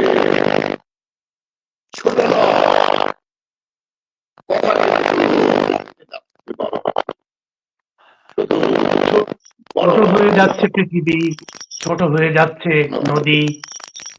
অনেক অনেক ধন্যবাদ আপনাকে আপনার চমৎকার কবিতার জন্য। একটু মিউট করে নিন মেহেদী ভাই, আপনার শব্দ আসছে, মিউট করুন। হ্যাঁ হ্যাঁ, তার শেষের দিকে অন্তর্জালে এক সমস্যা ছিল, সেই জন্যই আমাকে কথা বলতে হলো। মেহেদী ভাইয়ের একটু সমস্যা ছিল। মিউট করুন মেহেদী ভাই। হ্যাঁ ধন্যবাদ, ধন্যবাদ। ওদিকে আমাদের চন্দন দা, তারও অন্তর্জালের সমস্যা। চন্দন দা যাওয়ার সময় একটি কথা বলে গেলেন যে আমাদের পরিবারকেই আমাদের দায়িত্ব নিতে হবে। চন্দন দা সত্যি একটি দারুণ কথা এখানে বলেছেন। আমাদের পরিবারের বাবা মারা যদি সন্তানকে ধরে নিয়ে ইংরেজি স্কুলে চলে যায়, তাহলে তো আমাদের বলার কিছু নেই। কাজেই পরিবারকেই দায়িত্ব নিতে হবে, এই কথাটি উনি আমাদেরকে বলে গেছেন চন্দন দা। আমি এখানে একটি বলতে চাই, সেটি যখন উনি বলছিলেন তখন আমার মনে হলো আমি দীর্ঘদিন আমেরিকাতে ছিলাম, আমার দুটো সন্তান ওখানে জন্ম লাভ করেছে। তো ওই স্কুলে আমার মেয়ে যখন স্কুলে যায়, আমি নিয়ে গেছি, স্কুলের শিক্ষক আমাকে জিজ্ঞেস করছে যে আপনার মেয়ে বাড়িতে কোন ভাষায় কথা বলে। আমি বললাম যে আমার মেয়ে বাড়িতে আমার বাংলা ভাষায় কথা বলে। এটা আমার সঙ্গে নিশ্চিত হলেন উনি কথা আমার সাথে বলে। শিক্ষক এটি মনে করলেন যে আমার শুধুমাত্র স্টুডেন্টের সাথে এই কথাটি আমি নিশ্চিত হতে পারি নাই। আপনাকে নিয়ে এসেছি, সে বাংলায় যদি কথা না বলে তাহলে দয়া করে তাকে বাংলায় কথা বলাবেন, সে যেন কখনোই ইংরেজি না বলে বাড়িতে। আমি বোঝাতে পেরেছি? সেখানে ইংরেজি স্কুলের একজন ইংরেজি শিক্ষক, তিনি কেন এত গরজ করে অভিভাবকদের স্কুলে ডেকে নিয়ে এই লিসেনটা দিলেন? এই চন্দন দা এই কথাটি এখানে আলোকপাত করেছেন। তো তার ফলশ্রুতিতে যেটি পিনু ভাই বলেছিলেন, মাতৃভাষা যদি আমরা না নেই তাহলে আমরা দাঁড়াতে পারবো না। শেকড় যদি মাটির গভীরে না যায়, সেই গাছ টিকবে কেমন করে? টিকতে পারে না। এটাই বাস্তবতা। সে কারণে আজকে আমরা এনআরবি ওয়ার্ল্ড ফ্রেন্ডশিপ ফোরামের পক্ষ থেকে আমরা মাতৃভাষা উৎসব পালন করছি। মাতৃভাষা উৎসব 2025 রজত জয়ন্তী পালন করছি। এবং আমি তো ভেবেছিলাম বাংলাদেশে আরো অনেকেই এই রজত জয়ন্তী হবে বাংলা ভাষার উপরে। এটি একটা মাইল ফলক। রজত জয়ন্তী হচ্ছে, অথচ কেন ঢাকঢোল নাই কেন? এটাও দুর্ভাগ্যজনক আমাদের জন্য।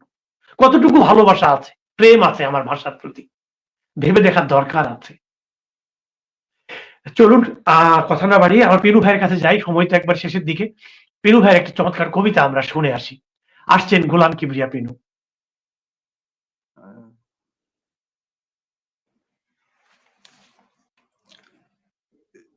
কবিতার শিরোনাম পাতিল। পাতিল বাতিল করার সময় হয়েছে এখন, তারপরও বাতিল করছো না কেন? এ পাতিলের তরকারি পুড়ে যায়, সিদ্ধ হয় না আলু, জাল দেওয়া যায় না দুধ, এমনকি পানি ফুটানো যায় না, জল তেল মিলমিশ করে রাখা যায় না। এর এনামেল নষ্ট হয়ে গেছে, মরচে ধরেছে। সে এখন তাপমাত্রা ধরে রাখতে পারে না, সে এখন তাপশক্তি সহ্য করতে পারে না। অ্যালুমিনিয়ামের পাতিল, লৌহ মিশ্রিত পাতিল, ইস্পাত মিশ্রিত পাতিল, রূপোর পাতিল, এমনকি সোনার পাতিল, সেও বাতিল হয়ে যেতে পারে যদি তা দিয়ে তাপানো না যায়, যদি তা দিয়ে তাতানো না যায়, যদি তা দিয়ে ভাপানো না যায়। রসুই ঘরে এ পাতিল রেখে কার কি লাভ? রসুই ঘরে এ পাতিল রেখে কার কি লাভ? ধন্যবাদ। চমৎকার চমৎকার। এই পাতিল রেখে কার কি লাভ, বাতিল করছো না কেন? অসাধারণ। পিনু ভাইয়ের কবিতাগুলো একটু একটা একটা নির্দেশনা থাকে, একটা জায়গায় নিয়ে যান পাঠকদেরকে। আমি তার সব ভক্ত, আমি তার কবিতার, আমি তার কবিতা প্রায় শুনি, পড়ি। তার একটি নির্বাচিত কবিতার বই তিনি আমাকে দিয়েছেন, আমি কৃতজ্ঞ।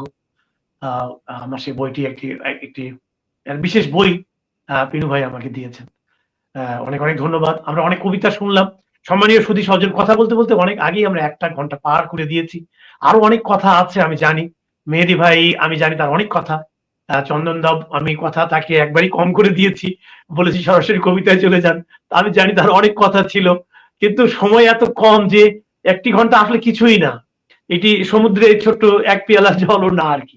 তো এটা সমুদ্র, আমরা যে এই মাতৃভাষা নিয়ে কথা বলছি এটা একটা বিশাল সমুদ্র, এবং আমাদের অনেক অপ্রাপ্তি আছে, অনেক প্রাপ্তি আছে, সেগুলো নিয়ে তো কথা থাকতেই পারে এবং থেকেই যায়। যে কথাটি একবার আসছে যে হুট করে তো আর মাতৃভাষা আন্তর্জাতিক মাতৃভাষা হয়নি, আসলেই তাই, এটা হুট করে হয়নি, এর অনেক পথ পরিক্রমা আছে, অনেক ত্যাগ তিতিক্ষা আছে। একটি বাংলাদেশের মাতৃভাষাটাকে ইউনেস্কো এমনি এমনি নিয়ে নিল, আসলে তা তো নয়, এমনি এমনি নেয়নি, এখানে অনেক অনেক কাজ আছে, অনেক মানুষের শ্রম আছে। আপনারা বলেছেন ক্যানাডার কথা বলেছেন, তারও আগে আপনারা জানেন সেখানে সেই সময় কাজ করতেন, আমি তার সঙ্গে ব্যক্তিগত পরিচয় আছে আমার, হাসান ফেরদৌস, জনাব হাসান ফেরদৌস নিয়মিত লেখেন প্রথম আলো বা অন্যান্য পত্রিকা, জাতীয় পত্রিকাতে তার লেখা আছে। তিনি তখন কিন্তু কর্মরত ছিলেন, তথ্য কর্মকর্তা হিসেবে, কিন্তু তখন তিনি জাতিসংঘে কর্মরত ছিলেন কফি আনানের সময়। তিনি প্রথম তার নজরে আসে এটা, এবং তখন তিনি কিন্তু ওই রফিক ভাইকে ক্যানাডাতে অনুরোধ করেন, 1998 সালের কথা বলছি আমি, এটা 21শে জানুয়ারি, বলেন যে তোমরা এরকম ধরনের একটা প্রস্তাব নিয়ে আসো। এবং তখন রফিক ভাই, সালাম ভাই, মারা গেছেন তারা, আল্লাহ তাদেরকে জান্নাতুল ফেরদাউস দান করুন, তারা করলেন কি, একটা mother language lovers of the world, একটা অর্গানাইজেশন তো লাগবে, এমনি এমনি তো আর কোনো জায়গায় যাওয়া যায় না। সেই অর্গানাইজেশনটা হলো mother language lovers of the world. আমরা মাদার ল্যাঙ্গুয়েজে যারা ভালোবাসি সারা ওয়ার্ল্ডকে নিয়ে আমি মাদার ল্যাঙ্গুয়েজে কথা বলতে, এমন একটা সংগঠন তিনি তৈরি করলেন, এবং সেই সংগঠনে বিভিন্ন ভাষাভাষী, ইংরেজি, জার্মানি, ক্যান্টনি ভাষী, কাচ্চি ভাষী, তাদেরকে নিয়ে আসলেন। তাদেরকে নিয়ে এসে বললেন যে এটা আমাদের ওয়ার্ল্ড মাদার ল্যাঙ্গুয়েজের একটা অর্গানাইজেশন। সেই অর্গানাইজেশন চিঠি দিল, সেই চিঠির প্রেক্ষিতে 5টি দেশের কথা আমরা জানি, 5টি দেশ থেকে সে পরামর্শ নেওয়ার জন্য ভারত, কানাডা, হাঙ্গেরি, ফিনল্যান্ড এবং বাংলাদেশ। তারই প্রেক্ষিতে 1999 17 নভেম্বর ইউনেস্কোর যে অধিবেশন, সেখানে উত্থাপন করা হয় প্রস্তাবটি। আমি আবারও বলছি, 1999 17 নভেম্বর এই প্রস্তাবটা উত্থাপন করা হয়, এবং 188টা দেশ এই প্রস্তাবে সমর্থন জানায়। তারই প্রেক্ষিতে ইউনেস্কো মেনে নেয়, এবং আমাদের মাতৃভাষা এই সময়টাকে আন্তর্জাতিক মাতৃভাষা দিবস হিসেবে স্বীকৃতি লাভ করে। খুব সংক্ষেপে আমি এই কথাগুলো বললাম, কিন্তু এর পথ পরিক্রমা মাসের পর মাস চলে গেছে, কত মানুষ এর পিছনে দৌড়াদৌড়ি করেছে, তারা কত শ্রম দিয়েছে, কত অর্থ দিয়েছে, তার প্রেক্ষিতে ইউনেস্কোর কাছ থেকে আমরা এটা আদায় করে নিয়েছি। শহীদের রক্ত বৃথা যায় না, বরকত সালাম, রফিক শফিকের জব্বারের রক্ত বৃথা যায় নাই, কমলা ভট্টাচার্যের রক্ত কি বৃথা যাবে? কোনোদিন যাবে না। শিলচরে তারা আন্দোলন করছে, শিলচরের নাম পরিবর্তন হতে হবে, এই স্টেশন হবে ভাষা শহীদের স্টেশনের নামে। সত্যি তাই হওয়াই উচিত, আজকে হয়নি, কিন্তু আমি নিশ্চিত আসাম সরকার মেনে নেবেন, শিলচরের নাম পরিবর্তন হবে, কারণ কমলা ভট্টাচার্যেের রক্ত কখনো বৃথা যেতে পারে না। তো এইরকম ভাবেই কিছু আশা নিয়ে আমরা সামনের দিকে যাচ্ছি। কেউ রজত জয়ন্তী পালন করেনি, জন্য কি বসে থাকবো আমরা? আমরা তো করছি। কিছু বিদগ্ধ জন, এই যেমন আপনারা আসছেন, কথা বলছেন, এই সুযোগটা আমরা যদি না হতো তাহলে তো আপনারা আসতে পারতেন না, কথা হতো না, এবং আপনার কথাটা পৃথিবীর বিভিন্ন প্রান্তে চলে যাচ্ছে, অনেক মানুষ তারা দেখছে এবং তারা বড় ভালো মন্তব্য করছে। আমাদের এত কবিতা, এত কথার মধ্যে যদি দুটো কথা তাদের মনে আচরণ হয়, দেখাপাত করে, সেটাই তো সার্থকতা। সেই জন্যই মূলত কাজ করছি। অনেক কথা হলো, অনেক কবিতা হলো, আবারও একদিন নিশ্চয়ই আমি আপনাদেরকে আমরা নিয়ে আসবো। এটি হলো না, আমি উমর আলী ভাইকে অনুরোধ করব, আবারও কোনো একটা সময় আপনারা আসবেন, কথা বলবেন। আমি সত্যি আনন্দিত হয়েছি আপনাদের কথা শুনে। আমি শুধু 1 মিনিট করে, আমরা 3 জন আপনারা আছেন, 3 মিনিট আমরা সময় নেব, তারপরে অনুষ্ঠানটা শেষ করব।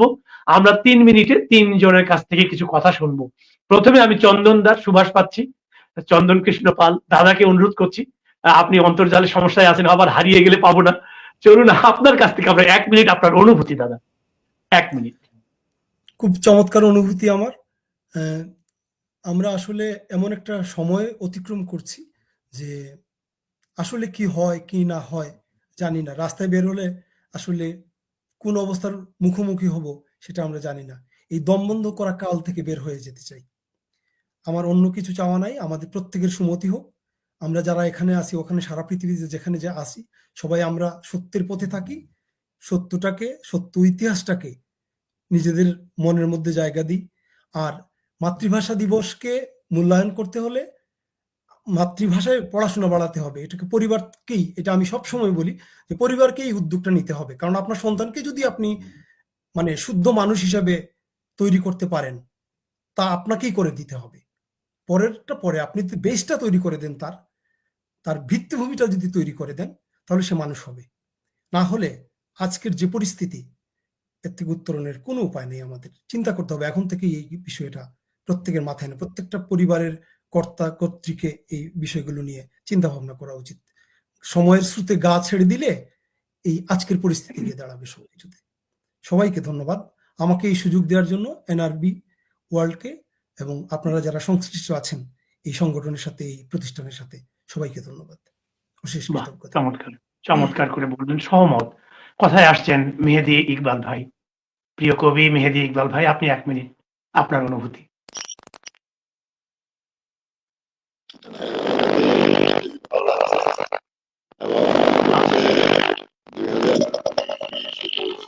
আপনার অন্তর্জালের সমস্যা।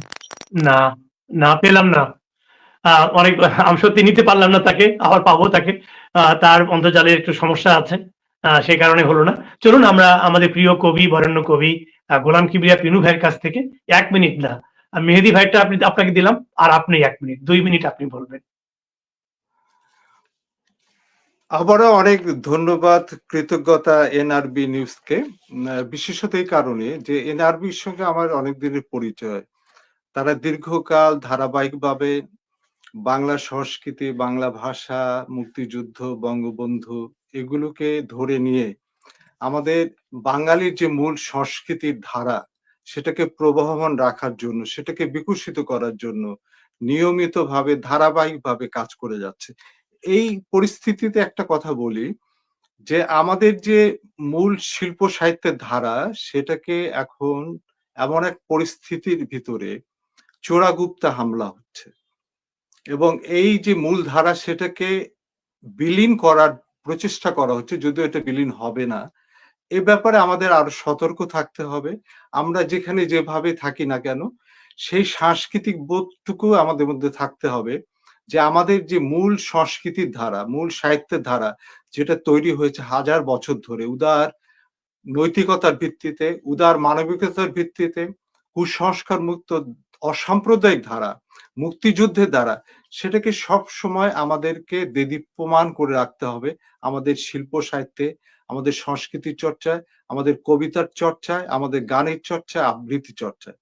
এই ধারাটাকে যদি আমরা অক্ষুণ্ণ রাখতে পারি, তাহলে যারা আজকে কৃত্রিমভাবে আমাদের মূল ধারাকে, প্রবহমান ধারাকে নষ্ট করতে চাচ্ছে, তারা পরাজিত হবে। আজকে সেই সব সত্যকে পরাজিত করাই হচ্ছে আজকে আমাদের এই সময়ের একটা উল্লেখযোগ্য সচেতনামূলক দাবি। এই দাবি আসুন আমরা সকলে মিলে মিটাই এবং আমরা এগিয়ে যাই, আমাদের বাংলাদেশকে আবারও আমাদের সেই মূল ধারায় ফিরিয়ে আনি। ধন্যবাদ সকলকে, সবাই ভালো থাকবেন, সুস্থ থাকবেন। অনেক অনেক ধন্যবাদ আপনাকে, আপনার মূল্যবান বক্তব্যের জন্য। চমৎকার করে বললেন। সম্মানীয় সুধী, পিনু ভাইয়ের কথার পর আসলে আর কোনো কথা থাকে না। উনি যেভাবে চমৎকার করে বলেছেন, আসুন আমরা সেই লক্ষ্যে কাজ করে যাই। আমাদের আরো অনেক দূর যেতে হবে। আমাদের অনেক কিছু করতে হবে। যে যেখানে আছি, আমি একটা কথা বারবারই বলি, সেটি হচ্ছে আত্মশক্তি বাড়াতে হবে। যদি আমার আত্মশক্তি না বাড়ে, সামাজিক শক্তি বাড়বে না। সামাজিক শক্তি না বাড়লে রাষ্ট্রীয় শক্তি বাড়বে না। কাজেই আমি যদি পিছিয়ে থাকি, আমার শক্তি যদি আমি না পাই, আমার আত্মশক্তি যদি না বাড়ে, তাহলে কেমন করে আমি সমাজের দিকে চোখ ফেরাবো? কাজেই আমাদের যে যেখানে আমরা যে পর্যায়ে থাকি না কেন, আমাদেরকে উঠে দাঁড়াতে হবে। আমাদেরকে কথা বলতে হবে। আমাদেরকে সোচ্চার হতে হবে আলোকিত সামনের দিকে এগিয়ে যাওয়ার জন্য, সত্যের জন্য। আমাদের যদি আমরা যারা লিখি, আমরা যারা সংস্কৃতিবান মানুষ, আমরা যারা একটা দায়বদ্ধতা তো আছে সমাজের প্রতি, মানুষের প্রতি, আলোর প্রতি। যখন কোনো অন্ধকার আসে সেই অন্ধকারটা দূর করে আলোর দিকে নিয়ে যাওয়ার দায়িত্ব তো আমাদেরই। কাজেই এ দায়িত্ব আমাদেরকে নিতে হবে আত্মশক্তিতে বলীয়ান হয়ে। আত্মশক্তিতে বলীয়ান হয়েই আমাদের সামনের দিকে এগোতে হবে। যদি তোর ডাক শুনে কেউ না আসে তবে একলা চলো রে। এই একলা চলো রবীন্দ্রনাথ ঠাকুরের আত্মশক্তি। তিনি আত্মশক্তির কথাই বলেছেন। একলা চলো, একলা চলো, একলা চলো রে। যদি তোর ডাক শুনে কেউ না আসে। সম্মানীয় সুধী, সেই আশায় চলুন আমরা সবাই, আমরা যদি কেউ যদি না আসে আমরা একলাই চলি। রবীন্দ্রনাথ যেভাবে বলে গেছেন সেই সুরে সুর মিলিয়ে। আজকে আরো অনেক কথা ছিল, হলো না। অনেক কবিতা শোনার ছিল, তাও হলো না। পিনু ভাইয়েরই তো একটা একক ১ ঘন্টার কবিতা হতে পারে। আমি নিশ্চিত। এবং সেটা অন্য অনেক আলোকিত এবং বর্ণাঢ্য হবে। এবং হয়েছে, উনি কবিতা পড়েন, আমরা শুনি। সেটা হলো না। তবে নিশ্চিন্ত আমরা পরের বারে নিশ্চয়ই আমরা পাবো। তাকে আরো কবিতা আমরা শুনবো। চন্দন দাও আসবেন চমৎকার, চমৎকার কবিতা ও ছড়া নিয়ে। আজকে এই পর্যন্তই অনুষ্ঠানের কাজ করতে গেলে অনেক ভুল হয়। আমাদেরও অনেক ভুল হচ্ছে এবং হচ্ছে এবং হয়েছে। সেগুলো আপনারা ক্ষমা সুন্দর দৃষ্টিতে দেখবেন এবং সবগুলো সঞ্চালকের কাঁধে দিয়ে দেবেন। এটা আমি নিয়ে গেলাম। আর এই অনুষ্ঠান থেকে যদি কিছু ভালো লাগা থাকে, আপনার মনকে কোনো রেখাপাত করে, যদি আপনার মন অনুরণিত হয়, যদি কিছুটা মুগ্ধতা থাকে, সেইটুকু আমি আপনাদের সব্বারকে দিয়ে গেলাম। সবাই ভালো থাকবেন, সুন্দর থাকবেন, মাতৃভাষার সাথে থাকবেন, বাংলাদেশের সাথে থাকবেন, বাংলা ভাষার সাথে থাকবেন। এইটুকু প্রার্থনা রেখে সবার কল্যাণ কামনা করে আজকের মতো এখানে বিদায় নিচ্ছি। কল্যাণ হোক সকলের। শুভ সময়। শুভ সময়। সবাইকে ধন্যবাদ।